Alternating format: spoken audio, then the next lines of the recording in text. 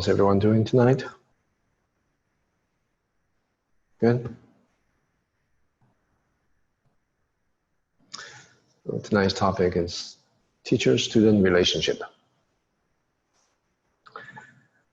I often say that practice is about relationship.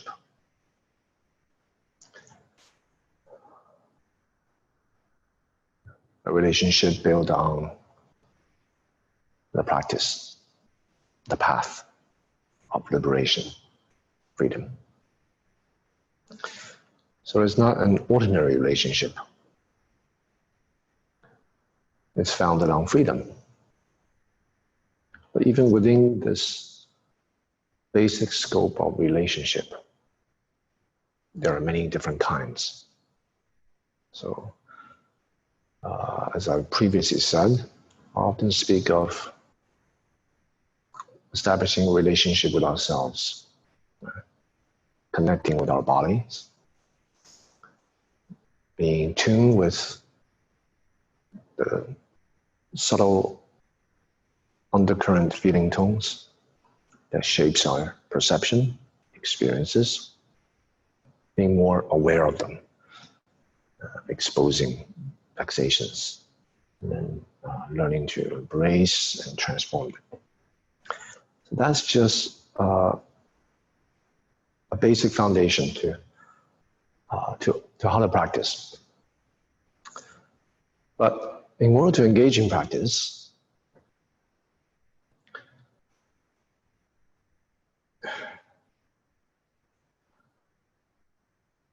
one of the most important things is to have a good teacher.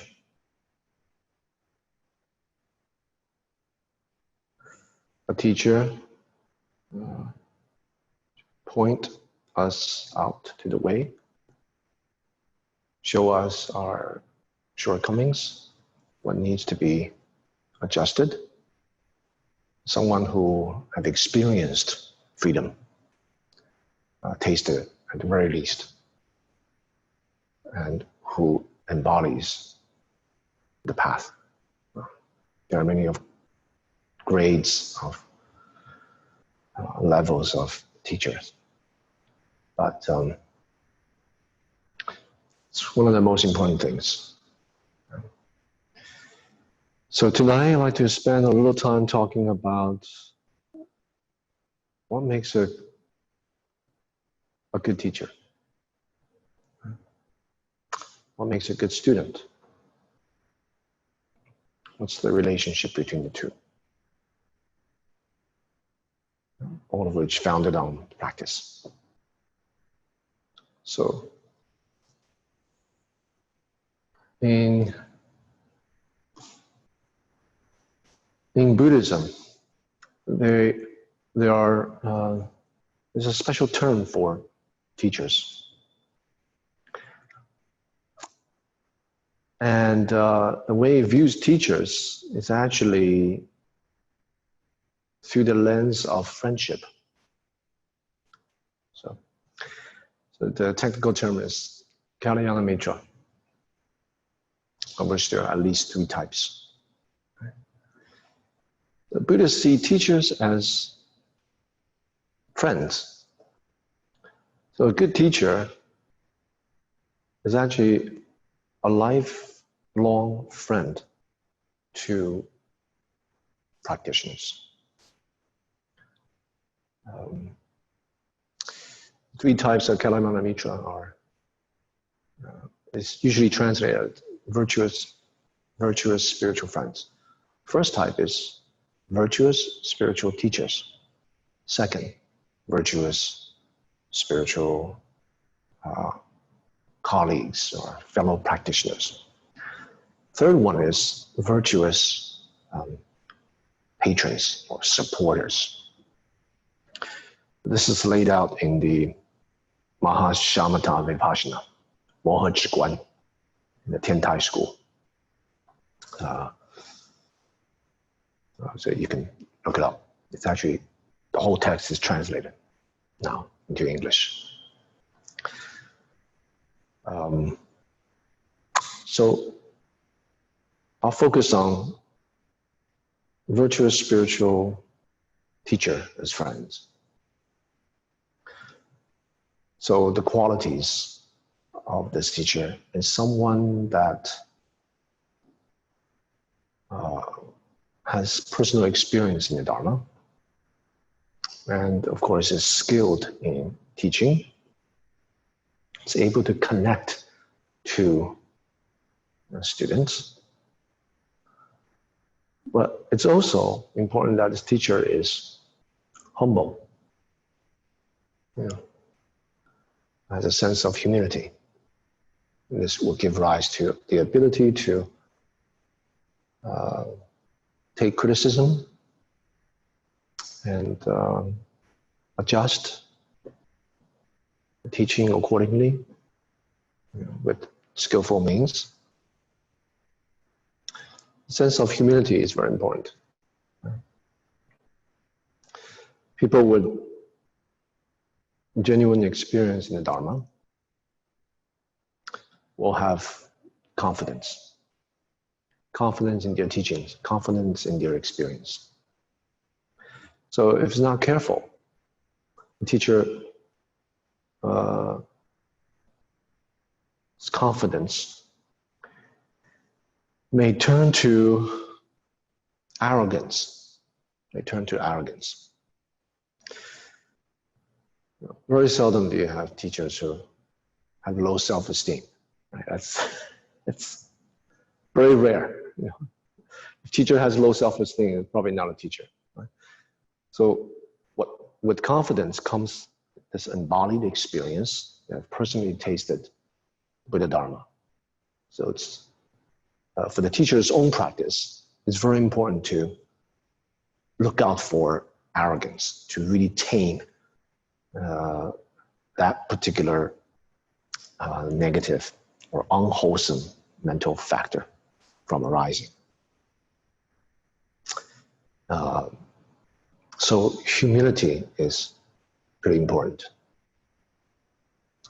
Now, if I say this as if it's something to cultivate or kind of bring up, remind oneself, that's because personal experience in Buddha Dharma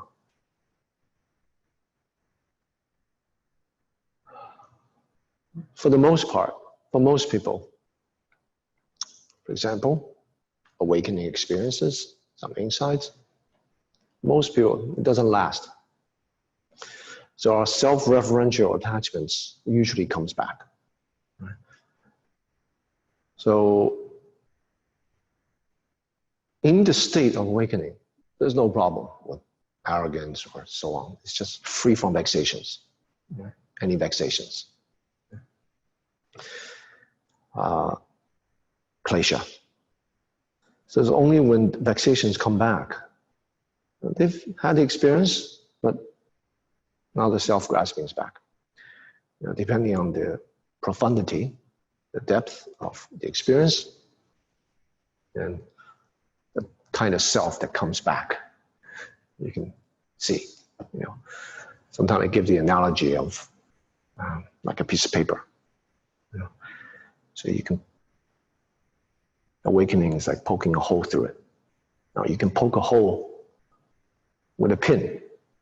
Those practitioners with sharp, karmic, virtuous roots.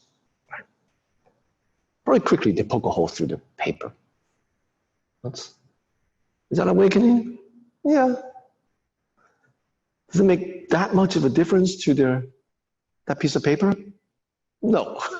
The paper is still there. Right? It's just a little tiny hole.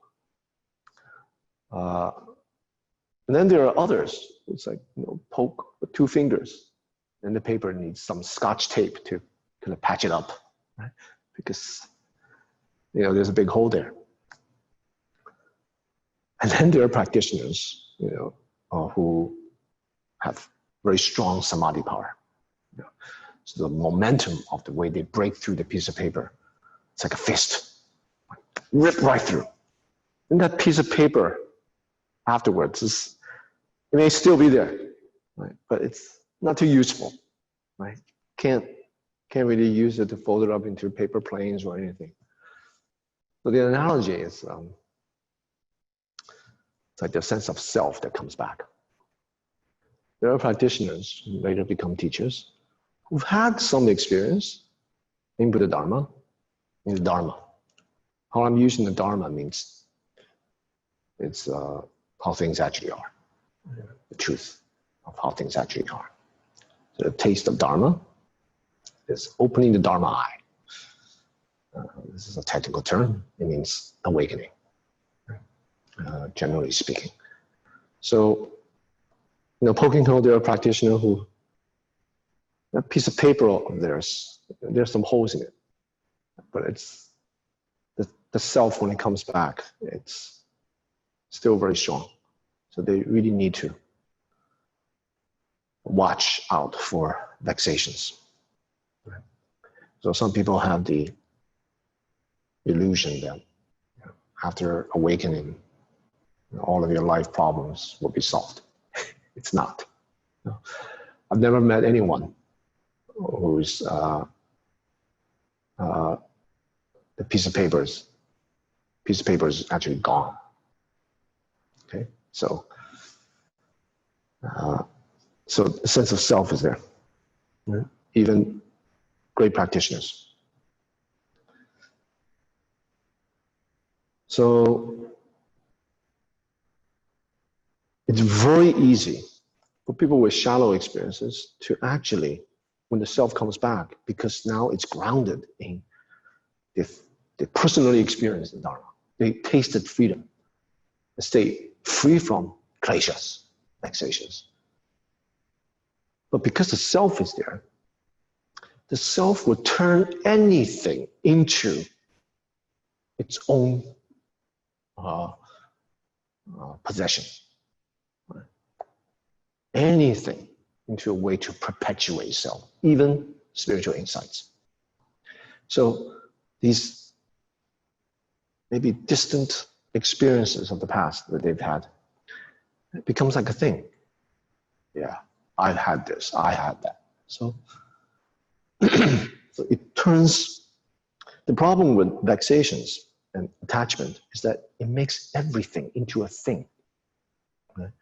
Spiritual attainments, before maybe some material things. Now you enter into practice, you make some stages of practice into a thing, or some insights into a thing. So you can turn, tiny awakening experiences into a thing.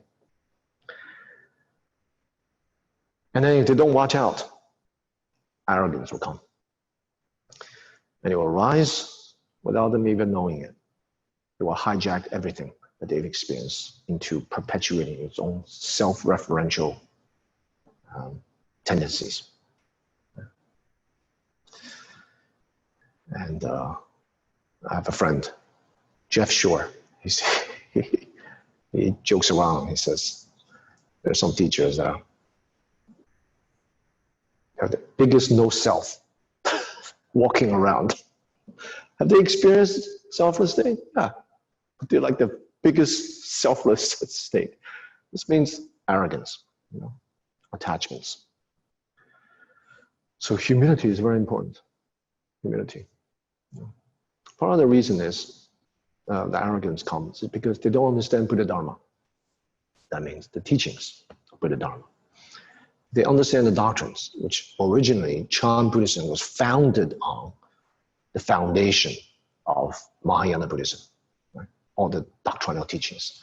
So Chan masters are typically very knowledgeable of this, at least in China. So nowadays, people are not so grounded in doctrine.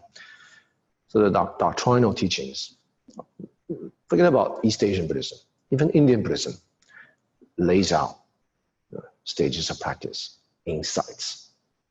Right? So understanding that will ameliorate, pacify any arrogance, because they will understand that the path is so far. Continue the practice. The practice continues without end. You can't stop practicing.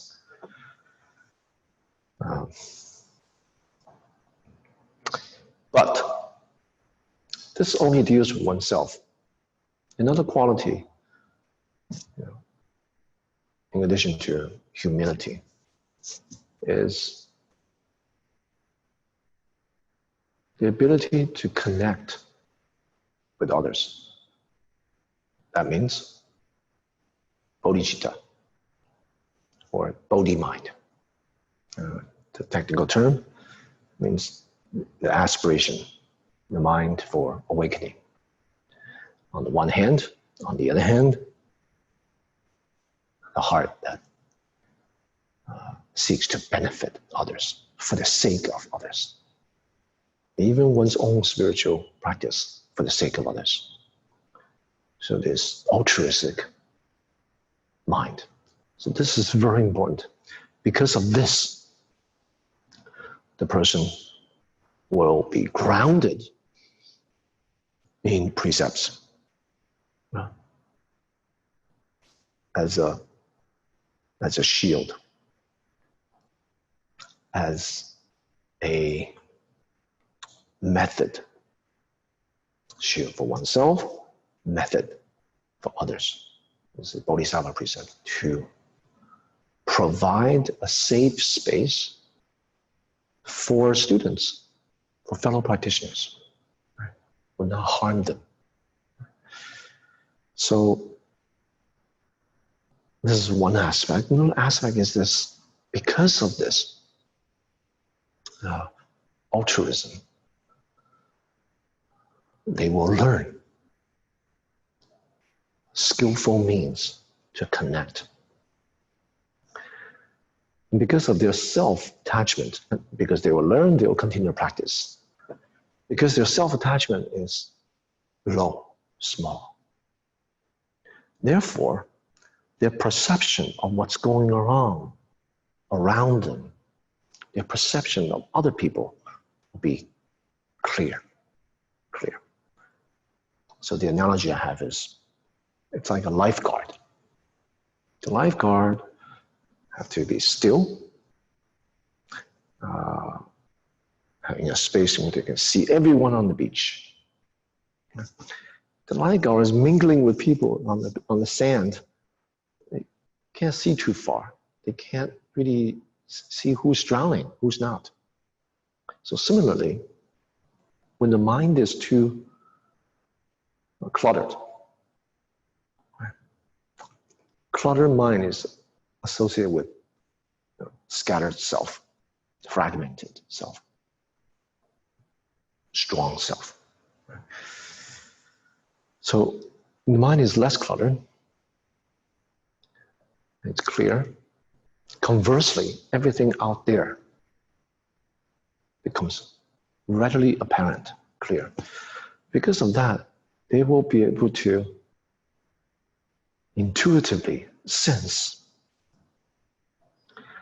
the heart and thoughts and feelings of those around them. For example, students. So their mind is receptive and open, right? Not cluttered. So then the advice that they give, because they see things clearly, blind spots that students may not see, and they'll be able to help them. If the self is present, then one's own agenda will be there. One's own agenda will be there. All kinds of ruminations and constructs. They don't really see the students, and they may not be so helpful. So on the one hand, humility. I'm condensing all the different qualities of good teachers just to some important ones. Right? So the first one is humility. Actually, the Tiantai school talks about this. I mentioned before. We talk about people who have insights and awakenings, and other people find out. Students start to flock to the teacher. The best thing to do is run away. don't teach, prematurely. That's the actual advice. But anyway, to address that, redress that, humility.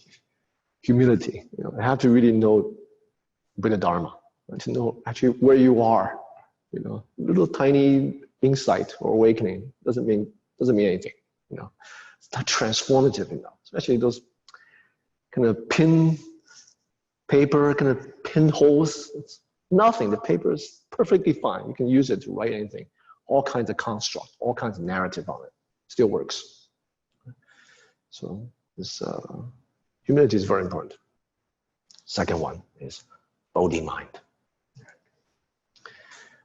From the Bodhi mind, one will aspire to deepen one's experience, one's practice, for the sake of others. And one will be able to connect to others, because self-referentiality is very low. One understands the doctrine. There's a sense of humility. So keep the vexations in check. Even when they're not in a state of awakening, the mind is clear. Clear during the day. More advanced practice at night. Also clear.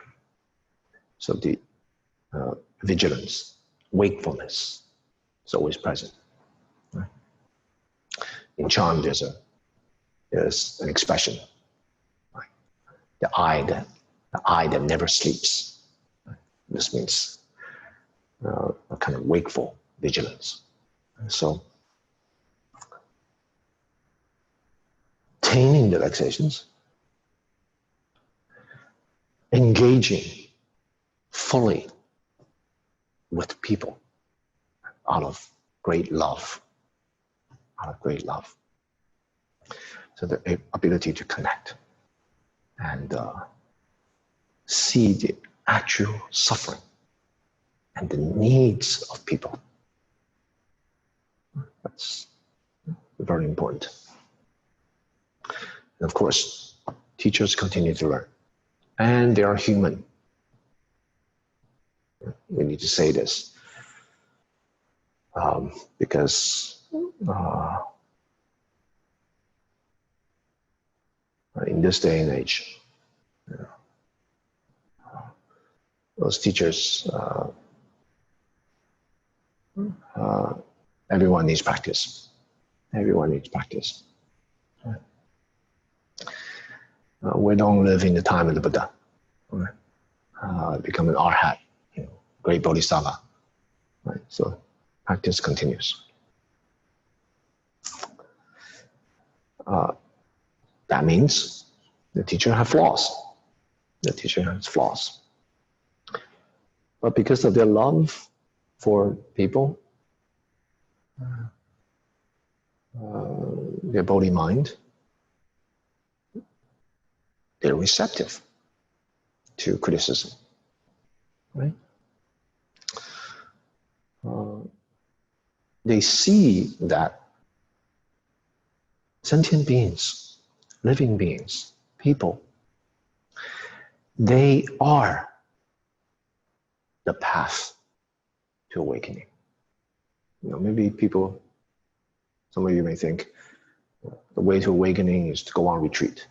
Right? No. Engaging with others. This is the Bodhisattva path. Engaging with people. Mingling with them. Entanglement. Whenever there's two people, there's always going to be friction. That is the path. That will reveal all the subtle vexations that still need to be worked through. So most people don't really like to be pointed out their flaws, right? But a good teacher will accept. But because they're human, they may be affected, right?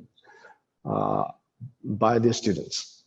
A good teacher, the effect will not be too much. they get over it pretty quickly. And very quickly they'll be able to see this criticism is correct or incorrect. Even it's incorrect.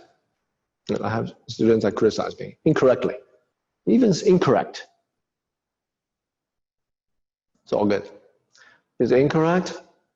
Thank you.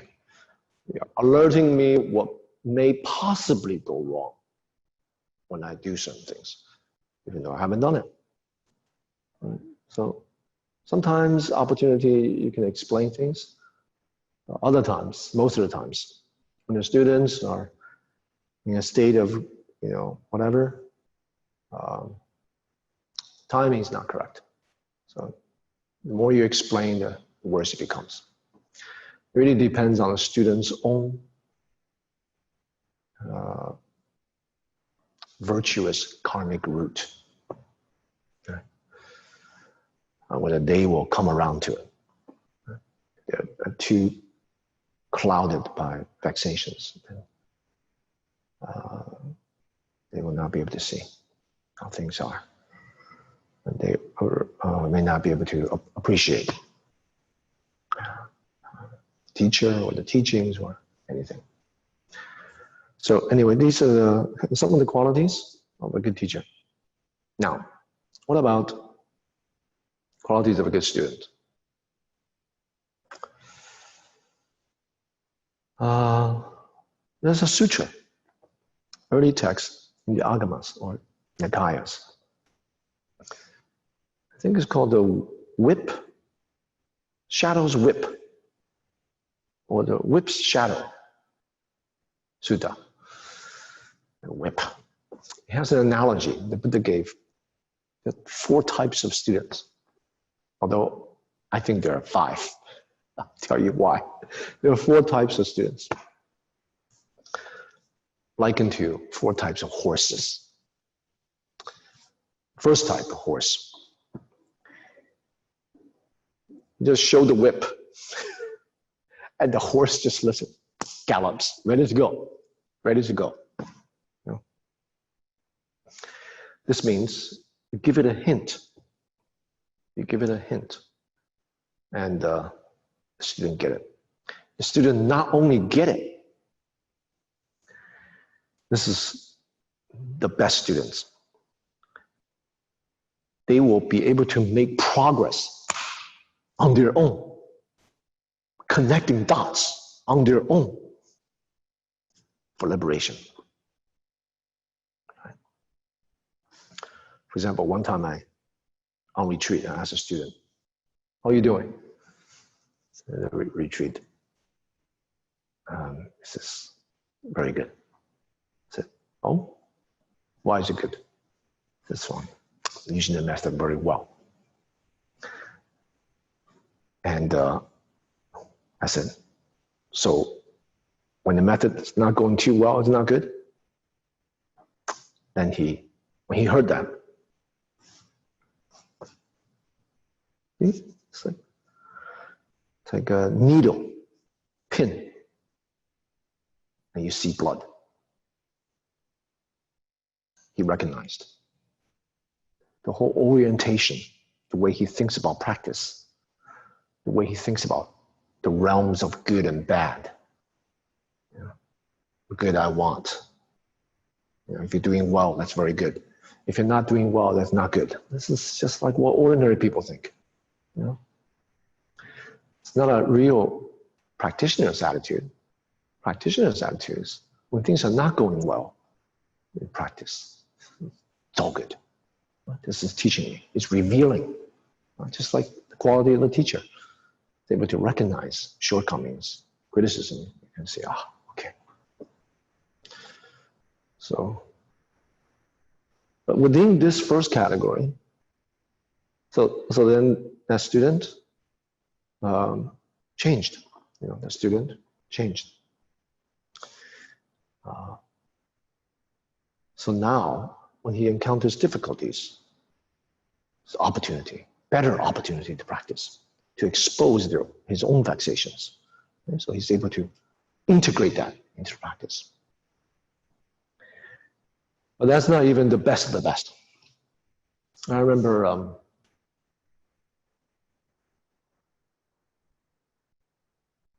over 20 years ago,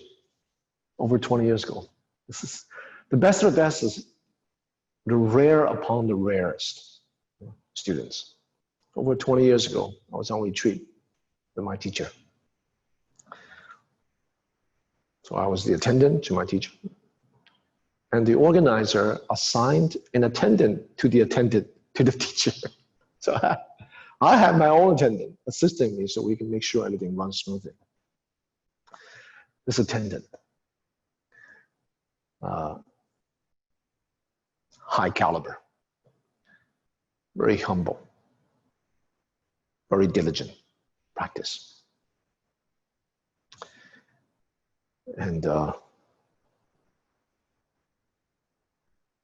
towards the end of the retreat, my teacher was talking about the present moment, the importance of it. Now his mind, in observing him, his mind is being in the present moment during the whole retreat. Because at the beginning of the retreat, we said,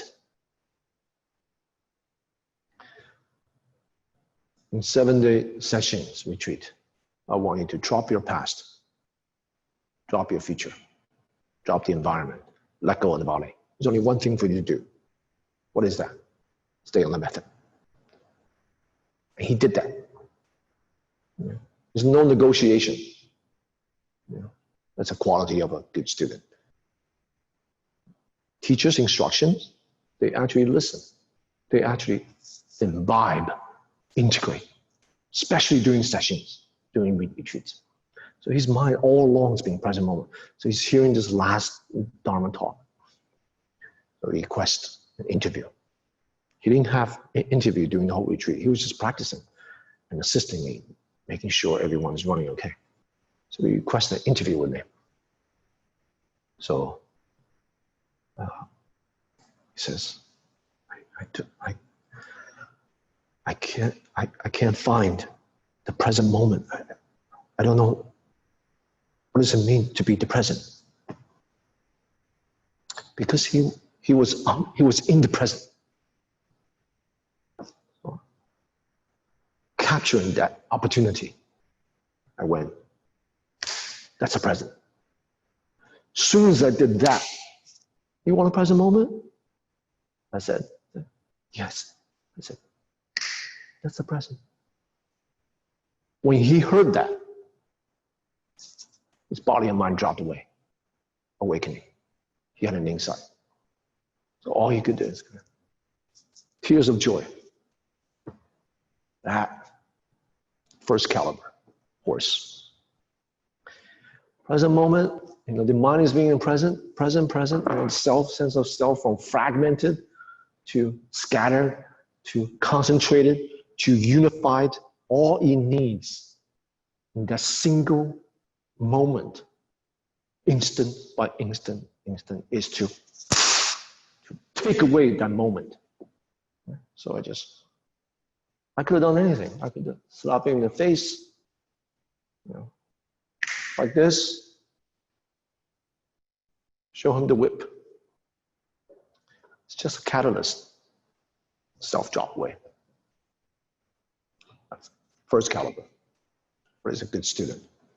In this quality, as I've already introduced, the student takes what the teacher says to heart.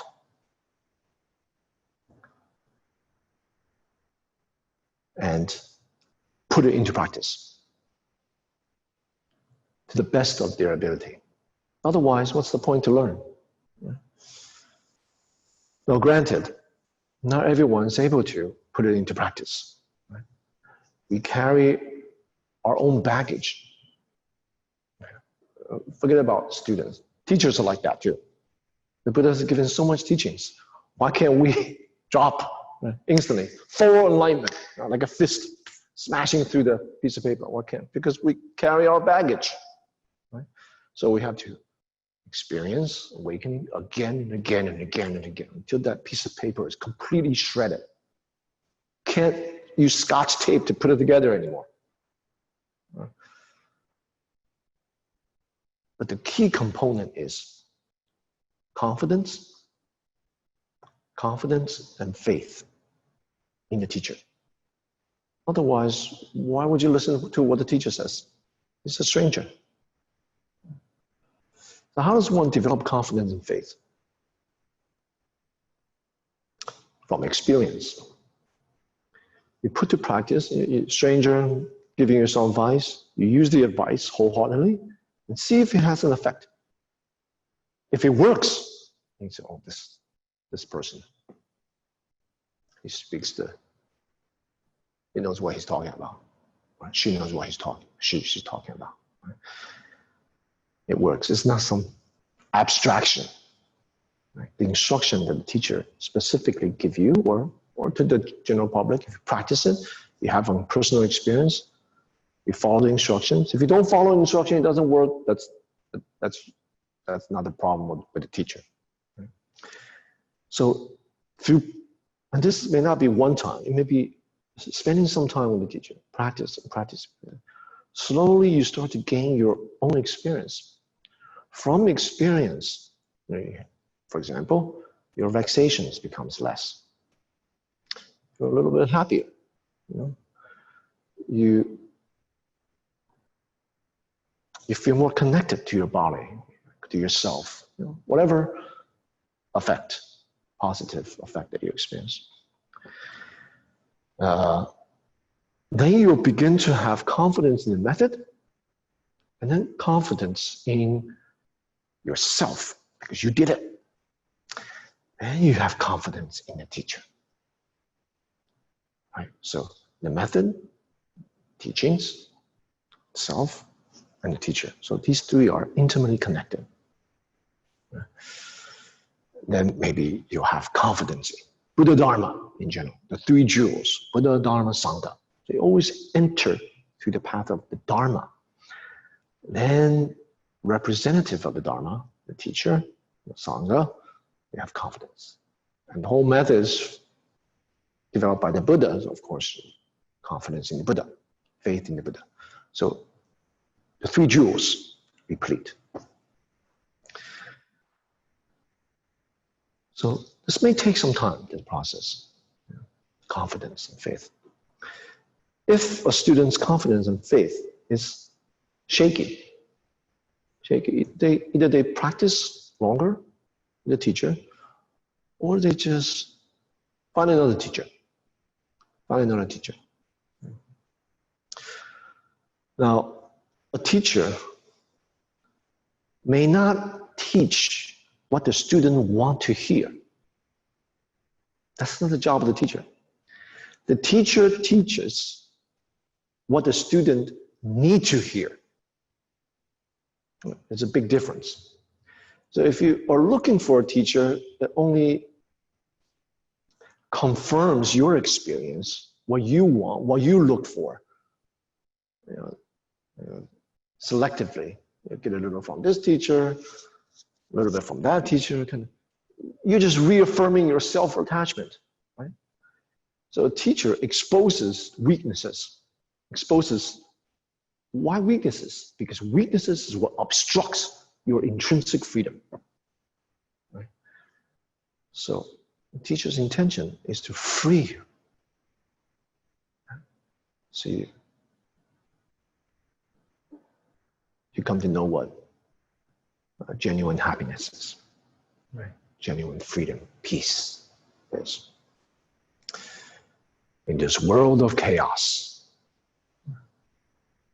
So that's the vow of the teacher. So if something doesn't sit right with you, we'll talk about precepts later. Of course, you have to use your common sense. But if the teaching is just about teaching what you need to hear, you got to put it in practice. So this relates to the second tier type of force the Buddha talked about. Second type of horse, you don't need to whip the horse. You just take the whip and just slowly, glide across the horse's mane, the hair, or the body. It's kind of, pet it a little bit. Then the horse gets, okay, time to go. Starts galloping. Galloping means starts practicing. It's the second type. Just seeing it, in other words, it's not enough. It's not enough. Just hearing the Dharma, it's not enough. To touch it. And sometimes, the whip is something, it's a whip, right? It's not, I'm not using a brush to brush the horse's back and mane and so on. It's a whip, so the horse kind of gets it, You're using a whip to go through the body. So the horse gets it, there's some kind of tension there, alerting to the student or to the horse. Okay, gotta go on. Gotta keep going now. So, may not be too comfortable. That's what I mean. The third type of horse.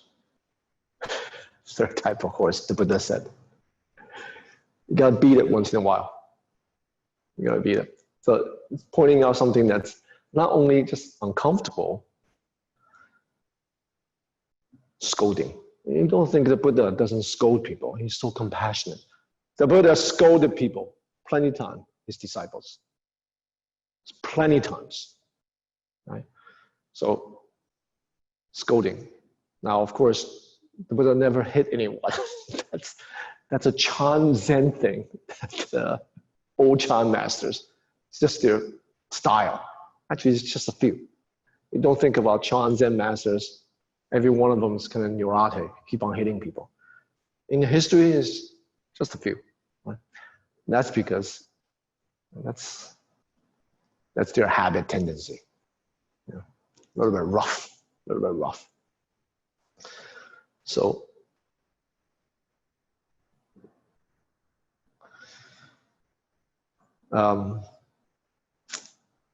unfortunately or fortunately, in the East Asian context, there's a saying influenced by Confucianism. A good disciple or a good son or daughter is born at the tip of a stick. This means, hit. So hitting is our love. So there's an invention of, you see this incense sticks, right? Kyosaku, right? But we're in a different culture now. So that approach may not work. The point here is this third type of students, you have to expose right in their face what the vexations are. So let them face it. Let them face it. If that's not enough, once in a while you gotta expose publicly the vexations and make a good imprint.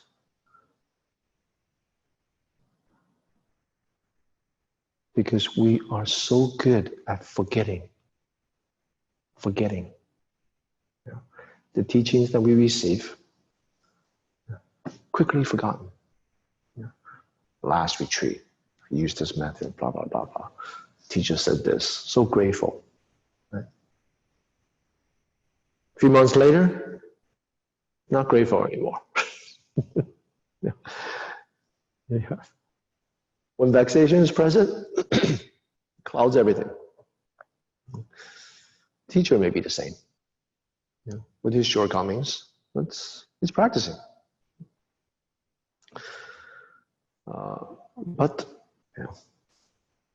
So the teacher have to scold the students, just like the Buddha scolded his students. Right? The scolding doesn't come from hatred, doesn't come from vexations. come out of love. They come out of love. Now the appearance of it may not look like love. You know, when the Buddha scolded his disciples, it doesn't look too lovely, right? Why? Because no one likes to be pointed out, called out, right? So, because their vexations, what they see is not so pleasant. Right? The Buddha scolded out of love. Good teachers will scold out of love, care. If they didn't care, then you have to worry as a student. Right? Teacher stop talking to you. Stop interacting with you. You do something wrong, then you're no longer in the heart of the teacher. The teacher may feel that the causes and conditions is not here. So let it be. Or it's like the fourth horse. You have to hit it again and again and again and again. Then the horse goes gallop. But I like to say, there's a fifth horse. Right? That's what gets the teacher to behave in such a way that they don't really interact with the students anymore. That student have already been, there's no connection there. So it's like you hit it, it doesn't move. You kick it, it doesn't move. You please it, it doesn't move. Right? That's the fifth kind of horse. Right? Doesn't move means they're not really benefiting from your practice. They may think they are, but it's up here. Right?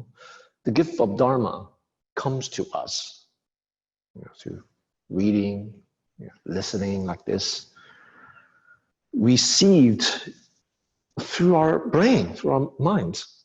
So it's very easy to make it into a cerebral thing. So the fifth type of student may think they get some benefit, but they're really not putting it into practice. So they don't change, they don't move. And the teacher says, the causes and conditions are not here. So how does the teacher feel? Teacher feel sense of humility. My ability is not good enough to teach. It's time for you to go to a better teacher, find a better teacher. So that's the what is a good student? Right? These 5 types. Right? Now, this analogy of whipping, it's an Asian thing. At the Buddha's time, also in East Asia, South Asia, East Asia, same, it's an Asian thing. Doesn't really literally mean whipping, hitting. Right? It means pointing out vexations. Pointing out, because it is vexations that obscures, clouds our intrinsic freedom. So that's what that means. Now, if you accept the vexations, then it's not whipping anymore. It's actually pointing you out the way to freedom. You see? So it's done out of love, received out of love. That's a good student. I want to talk about the relationship between the teacher and student. There's a saying in Chan, 70% friendship, 30% teacher-student relationship.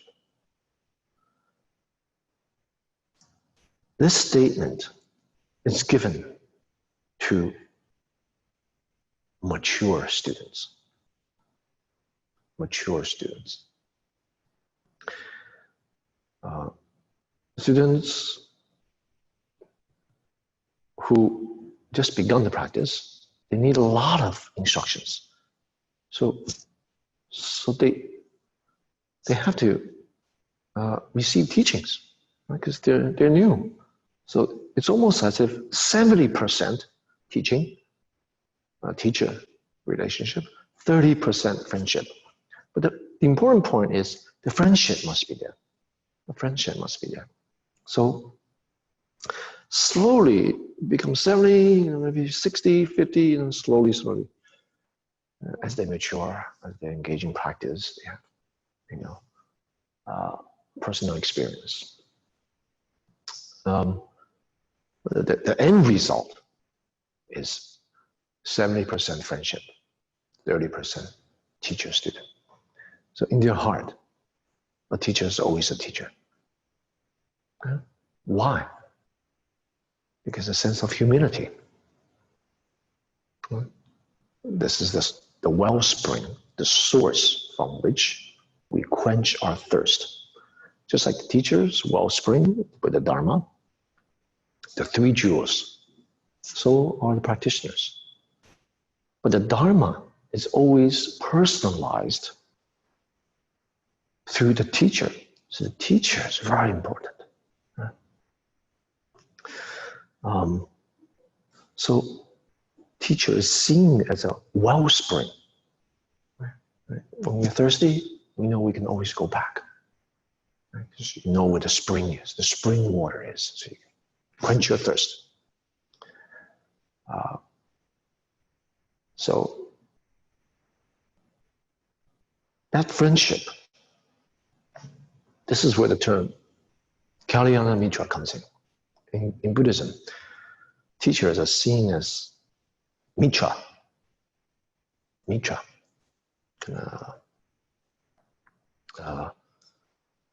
kind of a friendship, right?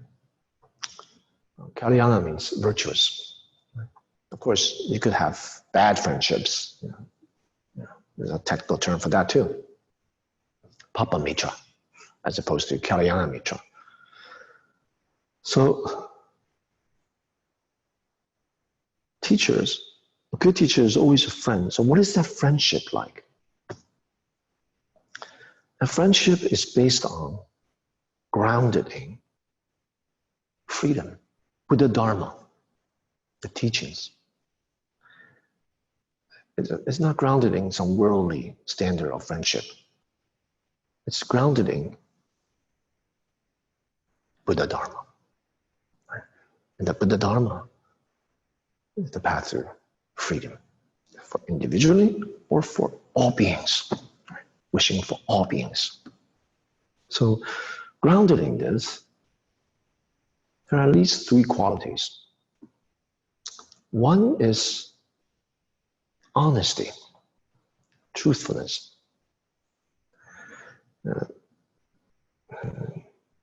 Sometimes my students say that I'm ruthlessly truthful. I don't know if that's a compliment or criticism. It must be this truthfulness that's grounded. When something's not right, it needs to be pointed out. When something's not right with oneself or the teacher, he's the first one to point it out, right? Or he's willing to recognize it. Because the foundation is freedom. You don't want to conceal shortcomings. You don't want to flaunt it, telling everyone in the world that you have this flaw and that flaw. That's not the point. But you don't want to conceal it. You're just honest, truthful to oneself. So naturally, when guiding students, it's also very truthful. You don't want this relationship built on kind of pretense, right? Or some kind of fantasy, kind of glossed over with happiness and glamour. The path to practice is a difficult one because we're going against the grain, against our habit tendencies, against our self-referential tendencies. Right? So to liberate ourselves, to free ourselves from that. So this is what I mean by a teacher says things when needs to be said. And that friendship goes both ways. So when a teacher is, practicing, of course, he or she should be. When the student sees something, correctly point out that the teacher has some flaws. Shouldn't do this, shouldn't do that. The teacher must recognize. Thank you. That's truthful. The key word is correctly. Sometimes the students, they have their own things. You know, they're going through a lot and they see teacher as doing this and that. That may not be true. The teacher wouldn't mind that. They get upset for a little bit, but that's fine. So, honesty, right? Honesty. That's the first quality. Second quality is, if you just have honesty, and because we're engaging in practice, could be too harsh. So it needs to have the lubricant of love and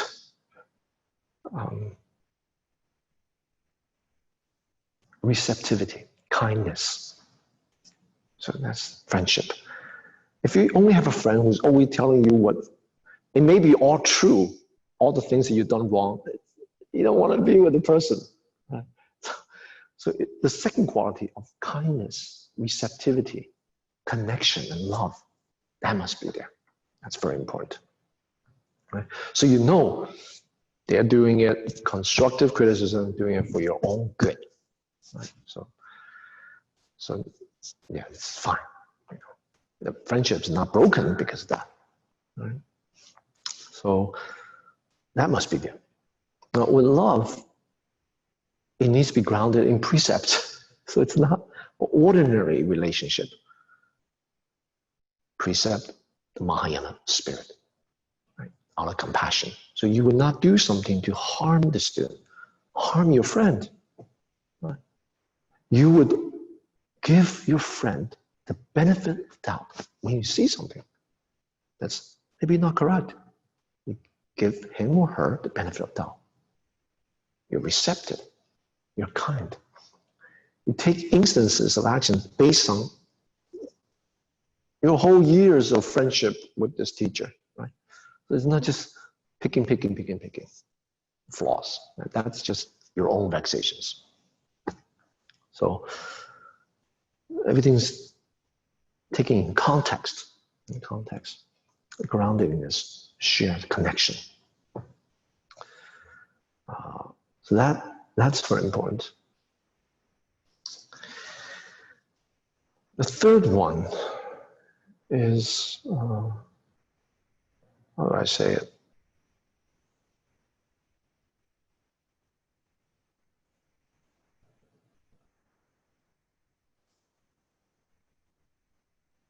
It's built on respect. Respect takes time to develop. Right?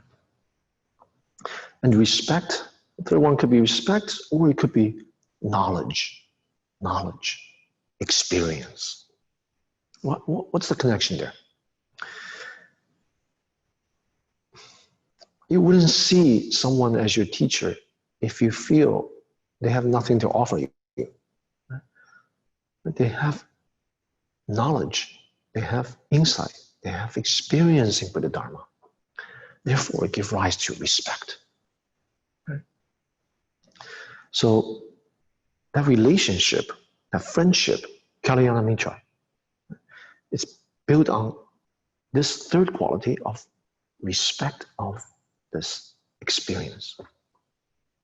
So without that, it's very difficult to see someone as a teacher. Right? So that 30%, you know, even though the student and the teacher eventually, after 20, 30, 40 years, you know, maybe on par, but the respect is there. The wellspring, the person who taught all the things that you've learned, I respect. It doesn't change. You know, in the history of Chan, there were students child masters who are by some criteria maybe more influential, more insightful than their teachers. Yes, but respect is always there. Right? So, if I were to say one more thing, so tonight I spoke about qualities of a teacher, qualities of a student, and then the relationship between the two, built on friendship. And what is that friendship? If I were to add something, I would say something along the lines of how to find a teacher. How to find a teacher. So you have to observe the teacher's action, his teaching, of course, the action. So you have to observe through some duration of time whether there's a sense of congruence between what he teaches and his own action, whether they're congruent, align himself. And also the availability around you. Sometimes there may not be a teacher around you, in which case you just engage in practice the best you could, and the teacher will manifest. You will meet someone. You will create the causes and conditions. The karmic affinities within you will manifest, linking you to someone, right, when you're ready. And then the third quality would be this connection that you feel. This connection. So, connection is something mysterious. Because we're talking about the workings of lifetimes of karma. Like when I met my teacher, I felt great affinity. I have two main teachers. One, when I was 4 years old, taught me meditation. It was an ascetic, Guangqing. Taught me how to sit. So when I met him from age 4 to 11, I have just great love for him. But he spoke Taiwanese. Right? I spoke Mandarin. I didn't really understand him, but I understood him. There's this connection that I felt with him. And, I would visit him almost every week, at least a couple times a month, over that duration of years. And then the second teacher, Master Shen Yan, when I saw him, I felt this is my teacher. And our bond was very, very close. Very, very close. Yeah. He treated me like a son. So I was his first attendant monk. He had no attendant because he had the habit of doing everything himself. Right? So carrying bags, luggages, doing this, doing that. It's faster, more efficient when he does it. Right? So I was his first attendant, making mistakes and so on. So, but the way he treated me, it's out of love. Sometimes he was harsh. Now, what kind of student was I? I was like the third type. Needed whipping, right? So humiliation, public humiliation, to see exactly what your self-attachment is, right here. Everyone to see, so your arrogance doesn't come out, right? So but it's out of love. And the bond that I have, when people treat you like this, and you don't escape, it doesn't, I'm going to go to another teacher who will treat me better. Yeah, I had thoughts once or twice of leaving him, but I know I was just pissed off. Right? I would never leave him. So that connection is so strong. He can scold me publicly. He actually hit me. Right? He accused me of all kinds of things. One time he was tripping. He tripped. He turned around. How come I didn't catch him? Like, what? I don't know. I mean, you're the one who tripped. all kinds of stuff, you know. So I was supposed to be his attendant, watches every step. I didn't do my job, you know. So it's my fault. So whatever he did to me, that connection, not severed. So that's a kind of very strong connection. Of course, very hard to find someone like that. If you find someone like that in your life, you're blessed. Consider yourself blessed. Yeah. Not many people have someone like this in their life. It's both a friend and a teacher, and who has, in my case, opened my Dharma eye. Right? Allow me to see the Dharma. So there's something so precious, so precious, so precious. Yeah. There's nothing in the world that can substitute that. So if you find someone like that, it's very rare, very rare. Now, sometimes it may not be this strong, but sometimes there is some connection that you feel. You practice with the person and you feel this is my teacher. I have a couple of students who feel this way. They come to hear Dharma, and they say, that's my teacher. You can't beat it out of this person. You can't chase this person away. It doesn't go. The bond is there. Right? Where is that from? It's mysterious because it can't be explained, you know, by our rational mind.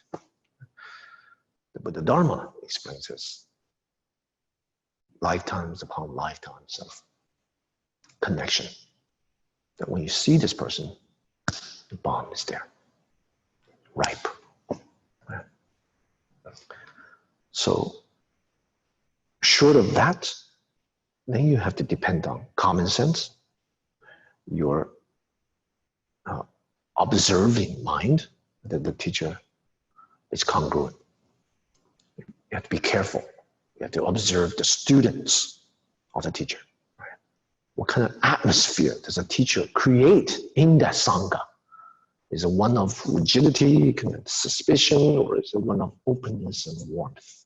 Right? So there's many ways to observe. You know, and grounded in precept, focus on meditation, and genuine wisdom and compassion. So tonight, teacher-student relationship. I'll end here. And if you have questions, maybe I'll take one or two. Yeah, excellent question. Excellent question. When I spoke about the 4 horses, this is in the Agama Sutras. It's not that we're just that type of horse for all of our lives, right? So different phases of your practice career, you change, and you improve. So we always start where we are, and we just continue to practice. So the question is, how can we practice given that where we are? So these are not fixed. It's not fixed, right? Maybe if you continue to practice, you're actually disguised as another type of horse, right? At the Buddha's time, there are some people that are just, there was this one guy, it's just a playboy, you know, he's like love women, you know. So he seems like spirituality is the least thing, it's the last thing on his mind, right? Somehow he wound up into Buddha's talk, you know. And when he heard it, he suddenly woke up to his true nature, his true identity. You know, it's like waking up from a dream. So sometimes on the outside, we may be one type of horse. You know, we don't want to do this, we don't want to do that, or can't get ourselves motivated.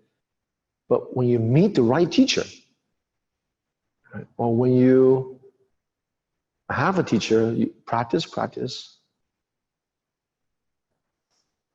the teachings that you may have heard thousands of times, but that one time when you hear it, break away all the shells and the shields that we hold.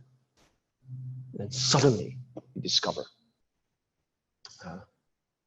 you're not the person that you think you are.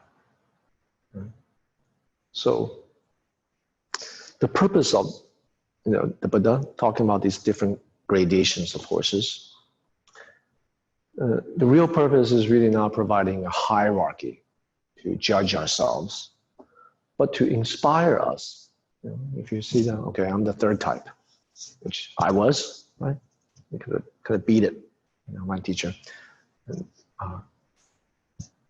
that inspired me to work very hard. And his compassion and love for me encouraged me. The way I saw him practice, carry himself, was very inspirational. That inspired me to practice harder. So, and then so it changes. It changes. In the beginning, I couldn't remember the things that he needed. Towards the end of towards the end of my novitiate, novice phase, already I would not forget anything that he needed. I would not forget. So, whether it's living, the gifts that he needed to bring, the arrangement, everything that he needed physically. And then I began to go deeper.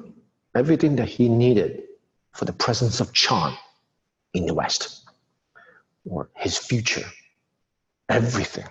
So how to bring Chan to the West. So I was assisting him in all different levels. So so I'm not saying I'm the best attendant there was, of course not. But towards the end, in the middle end, when he needed, when he just raised this, or someone said to him, you're invited to give a talk this and this place. So I already know what he needs. The invitation at this university, give a talk, I'm already on it. Or when he needs something, I was so in tune with him that before he mentioned what he needs, I already know what he needs. So our hearts are together. Just, together. Needs maybe clothing, his food, his diet, what his intention when he say things, when he's teaching. So, so that our type of horse changes in time as we practice. So how?